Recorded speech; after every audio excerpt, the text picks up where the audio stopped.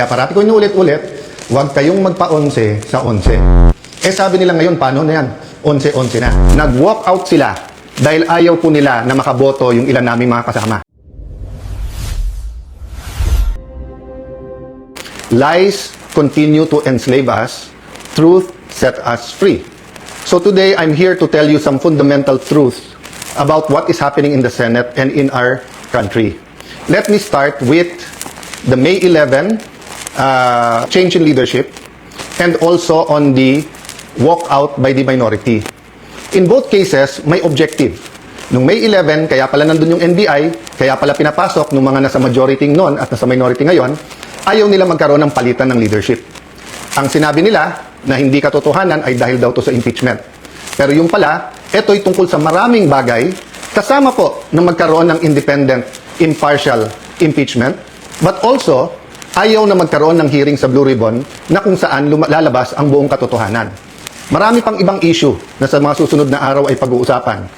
We're listening to you, we hear you, na ang pangunahing issue ay trabaho, ay kita, ay ang taas ng presyo, yung araw-araw na ating kababayan.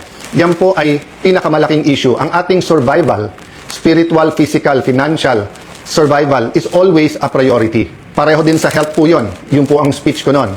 Na ang ating spiritual health, physical health, mental health, financial health ay napaka-importante at dapat we look at the bigger picture. Pero tignan nyo po, para siguraduhin na mapagsilbihan kayo ng bagong majority, we want to make sure that kahit anong gawin ng outside forces, maging administrasyon o yung 11, nandyan yung 13 or at the very least 12. Para yung sinasabing subukan naman natin, ito. Masubukan nyo kung anong madideliver namin sa inyo. Ang problema, for the last 3 weeks, walang ginawa. Kung hindi, takutin kami, i-twist ang aming arm, opera ng kung ano-ano, para lumipat sa kanila. I'll go back to that later on. What's my point? You want an independent Senate. Our Constitution provides for the separation of power. Bakit separate? Because they are interdependent, but they are independent. Ibig sabihin po, one cannot survive without the other. Hindi naman po pwedeng walang judiciary. Hindi pwedeng walang executive department. Pero hindi naman po pwede po na executive department lang at puppets lang po ang nasa judiciary or in this case, the legislature.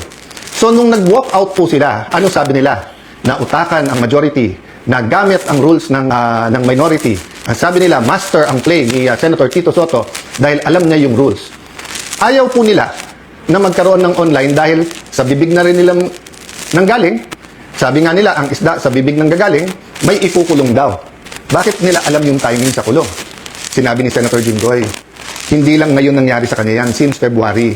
Wala na daw kaso, pag siya po ay sumunod sa kanila. In this case, lumipat. So sabi ni Senator Jinggoy, sa susunod na kabanata na lang, sasabihin niya po, or sa kanya niya sasabihin kung ano ebidensya niya kung sino-sino. Hindi hearsay sa akin to, dahil napakinggan ko yung ilan nilang conversation. So alam ko for a fact na totoo, na binabargain ang kanyang kaso, mabalik lang ang majority sa ngayon na 11 o minority. Kaya parati ko inuulit-ulit, huwag kayong magpa-11 sa 11. Sabi nila ngayon, paano na yan? 11-11 na. So, isi-simplify ko po ha. Ito po yung main message ko ngayon. Isi-simplify ko po ha.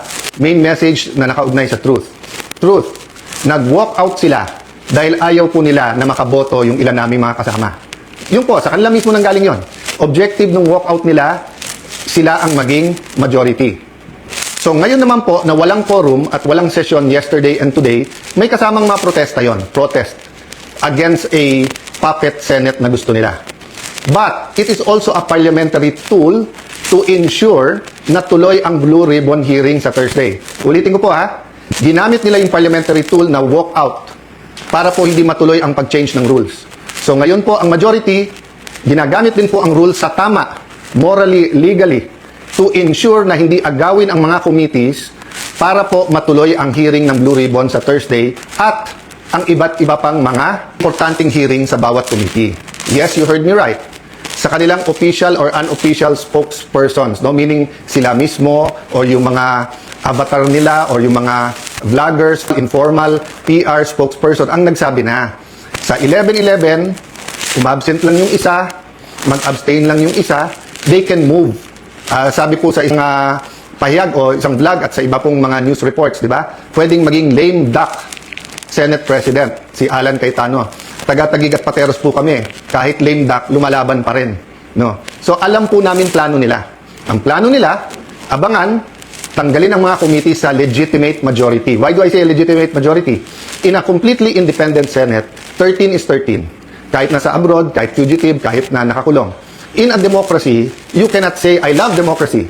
Tapos pag minority ka, gusto mo, ikaw masunod. Pag minority ka, you have a moral influence to try to influence the majority. But you cannot supplant your decision for the decision of the majority. We have the majority. 13 elected senators out of 24. Actually, 14 kami, na-pressure nila yung isa. In the future, I can show you paano siya tinakot and I can show you kasama talaga namin. Ang problema nga tinakot at ang pagpihit ngayon, pagkakulong ni Senator Jinggoy, ay ginagamit nilang panakot sa iba. Don't get me wrong, ha? I'm not blaming the Sandigan Bayan or the law or legal processes. I'm saying later on it will be revealed that they abused the Blue Ribbon Committee, they abused, di ba, yung paggamit sa investigation ng DOJ at Ombudsman. I won't go there right now because I want everyone to fully understand the situation. The situation now is that we want an independent impeachment. Magaganap po yan. Walang mga scheme, sinister plot. Basta kung anong ebidensya, lalabas yung ebidensya, and I will correct kung totoo yung reports about one senator na pag sila daw majority, malalatag nila ebidensya. Hindi po. Ang prosecution dapat ang lumatag ng ebidensya nila to convict. Ang defense ang dapat lumatag ng ebidensya nila para ma-acquit. Ang senator judges ay dapat mag-examine ng mga ebidensya. Okay? So, in accordance with the rules, and there are rules of evidence, so people will be able to judge us. So, that's one important thing, the impeachment. The other important thing is yung ekonomiya natin, presyo. So, in the next few days, we will be announcing to you the hard work that we're going to do in the different committees to help address inflation, to help address ang problema sa production sa agriculture, to help address yung mga walang pera sa pagpapagamot. After summer, pasukan. To help address the problems of K-12, to help address the problem ng mga gustong mag-aral, hindi makapag-aral. There are many other problems in between that. Sa kabuhayan, marami sa ating mga kababayan sa Middle East may problema sa trabaho or sa kita. Marami sa ating importers, sa taas ng dolyar ngayon, nahihirapan. So, napakaraming problema. But if we allow the flood control issue, the biggest corruption issue in our history, to go unchecked, let me throw you this question. Alam niyo na ba kung ano talaga ang scheme o scam sa flood control? Ilan ba talaga ang ghost? Ilan ang hindi ghost? Ilan ang substandard? Bulacan lang ba? O maraming lugar sa ating bansa? Senador lang ba? May congressman? May cabinet member ba?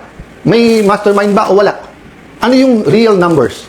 Sa 1 trillion a year, sa 2023, 24, 25. Ano ba dyan ang tama? Ngayon ba? Wala na bang corruption ngayon sa infrastructure problems? Kamusta ang ating flood control? Pag umulan ba ng malakas ngayon, makakasiguro tayong hindi babaha? So, ang dami pong tanong. Hindi po ito masasagot kung wala tayong independent, impartial na hearing. May hearing ang ombudsman, may investigation at hearing ombudsman at DOJ. But what about the Blue Ribbon Committee? We gave Senator Lacson a chance. Napakatagal yon. Kayo na magkwenta ilang buwan o isang taon, di ba? So, Senator Marcoleta had one hearing. Pipigilan natin yon.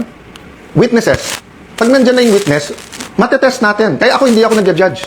Pag nakita ko sa press con, of course I'm intrigued. Of course I listen. I do a little bit of research. But until matesting yan sa cross-examination, dun pa lang ako maniniwala at ibabalandra ko po yan or isa side by side ko sa mga existing na ebidensya. So again, ulitin ko po ha, kailangan tignan po natin nangyayari sa Senado sa mas malaking konteksto ng katotohanan. Gusto ba natin na ang Senado ay maging kasangkapan, ay gamitin, no? Para ilabas ang totoo? O ito ay kasangkapan para itago ang totoo? Is the Senate for truth or not? Now, it's quite unique if you say that the number now is 11-11. So, what's important for me is we don't have a puppet or dependent Senate. And what's important to me is that on Thursday, matuloy ang Blue Ribbon and tumuloy-tuloy iba't ibang mga committee. So, we will keep you updated. There are many questions, there are many issues. Sa mga kapatid natin sa media, send your questions sa akin, MRO. This afternoon, I might answer some. If not, tomorrow, Thursday, Friday, I will be answering one by one all of those questions. But for today, I want us to all ask, hindi ba when we passed the 1987 Constitution, ang isang basic principle doon, katotohanan? Di ba nung nagkaroon ng EDSA 1 at 2, katotohanan? Pinakamalalaking skandalo sa buong mundo, Watergate. It's about truth, katotohanan. Ngayon, lahat ng propaganda sa Iran, sa Israel, sa US, presyo ng langis. Hindi ba ang isang issue dyan, katotohanan? Ano ba ang truth tungkol sa lahat na to? Ang corruption sa ating bansa, magbibigyan ng lunas kung walang pagbabago. Ang pagbabago kung hindi tayo magsisimula sa katotohanan. So I challenge all senators, both from the minority and majority, what's more important to us?